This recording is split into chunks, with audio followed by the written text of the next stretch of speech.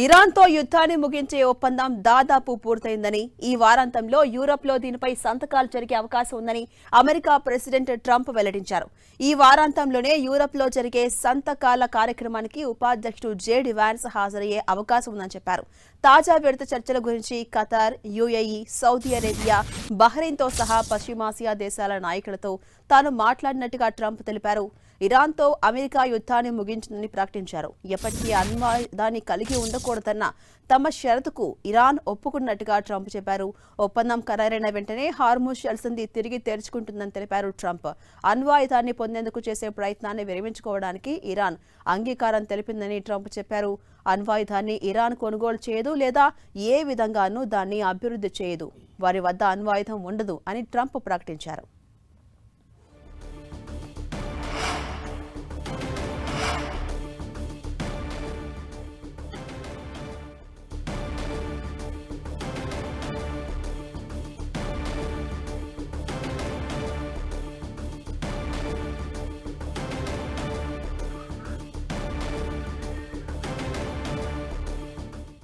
ఇరాన్తో యుద్ధాన్ని ముగించే ఒప్పందం దాదాపు పూర్తయిందని, ఈ వారాంతంలోనే యూరప్లో దీనిపై సంతకాలు జరిగే అవకాశం ఉందని అమెరికా ప్రెసిడెంట్ ట్రంప్ వెల్లడించారు.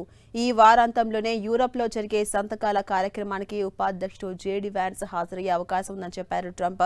తాజా విడత చర్చల గురించి ఖతార్, యుఏఈ, సౌదీ అరేబియా, బహ్రెయిన్తో సహా పశ్చిమాసియా దేశాల నాయకులతో తాను మాట్లాడినట్టుగా ట్రంప్ చెప్పుకొచ్చారు. ఇరాన్తో అమెరికా యుద్ధాన్ని ముగించిందంటూ ప్రకటించారు ట్రంప్. ఎప్పటికీ అణ్వాయుధాన్ని కలిగి ఉండకూడదన్న తమ షరతుకు ఇరాన్ ఒప్పుకున్నట్టుగా చెప్పారు ట్రంప్. ఒప్పందం ఖరారైన వెంటనే హార్ముజ్ జలసంధి తిరిగి తెరుచుకుంటుందని కూడా ఈ సందర్భంగా చెప్పారు.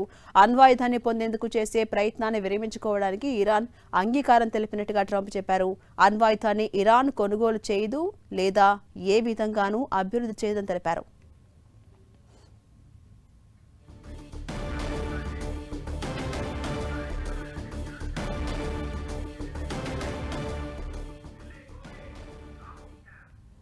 ఇక ఇదే అంశంపై మరింత సమాచారం మా ప్రతినిధి గోపి అందిస్తారు. గోపి, మనం చూస్తున్నాం పీస్ డీల్ దాదాపు ఖరారైనట్టుగా తెలుస్తోంది. అయితే దీనిపై ట్రంప్ కొన్ని కామెంట్స్ చేశారు. నిజంగా పీస్ డీల్ కుదురుతుందా? ఒప్పందంపై సంతకాలు చేయబోతున్నారా? అప్డేట్స్ ఏంటి గోపి? ఝాన్సీ, పశ్చిమాసియాలో ఫిబ్రవరి 28 నుంచి జరుగుతున్న ఉద్రిక్తలకు స్థిరపడేది అంటూ కూడా ట్రంప్ చేసిన వ్యాఖ్యలకు సంబంధించిన అప్డేట్స్ అయితే చూస్తున్నాం. అయితే ఇకపై ఇరాన్ అణ్వాయుధానికి సంబంధించి అమెరికా షరతులకు తలొగ్గింది. అణ్వాయుధాన్ని ముందు తయారు చేయబోదు అంటూ కూడా ట్రంప్ ప్రకటన చేయడం జరిగింది.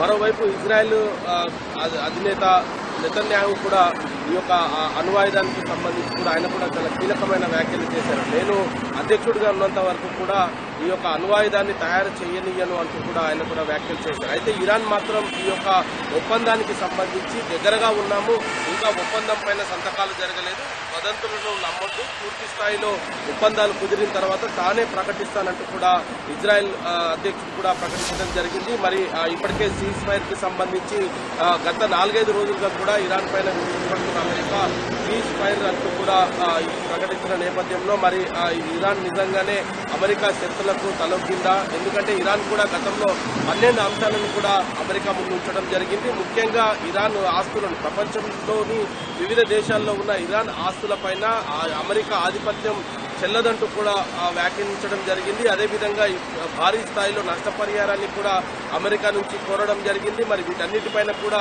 అమెరికా తలొక్కిందా? కేవలం ఒక అణ్వాయుధానికి సంబంధించిన అంశంలో మాత్రమే ఇరాన్ అమెరికా మధ్యలో ఈ యొక్క ఒప్పందం కుదురుతుందా అన్న దానిపైన కూడా ఇంకా ఒక క్లారిటీ రావాల్సింది. ప్రస్తుతం మాత్రం పశ్చిమాసియాలో కొంత శాంతియుతమైన వాతావరణాన్ని క్రియేట్ చేసే విధంగానే ఈ 3 దేశాల అధినేతలైతే కొంత ప్రయత్నం చేస్తున్నట్టుగా అయితే తెలుస్తుంది. అజ్మూర్ జలసంధి ద్వారా ప్రపంచ దేశాల్లోని అనేక దేశాలు కూడా ఈ యొక్క అజ్మూర్ జలసంధి ద్వారా రవాణా పూర్తిగా నిలిచిపోవడంతో ఎగుమతులు దిగుమతులతో పాటు ఇటు పెట్రోలియం ఉత్పత్తులు కూడా పూర్తిగా నిలిచిపోవడం అనేక దేశాల ఆర్థిక వ్యవస్థ పైన చాలా స్పష్టమైన ప్రభావం పడుతుంది. ముఖ్యంగా భారత్ పైన దీని ప్రభావం చాలా స్పష్టంగా ఉంది. ఎందుకంటే వివిధ దేశాలకు భారత్ నుంచి అనేక వస్తువుల ఎగుమతులు జరుగుతున్నాయి. అదేవిధంగా దిగుమతులకు కూడా చేసుకుంటున్నదంతా కూడా ఈ అజ్మూర్ జలసంధి ద్వారానే జరుగుతున్న నేపథ్యంలో మరి అజ్మూర్ జలసంధి పూర్తిగా మూసివేస్తే దాని ప్రభావం భారత ఆర్థిక వ్యవస్థ పైన చాలా స్పష్టంగా కనపడింది. ఇప్పటికే పెట్రోల్ ధర పెరుగుతూ ఉండడము, నిత్యావసరాల వస్తువులు పెరుగుతూ ఉండడము, వీటన్నిటి కూడా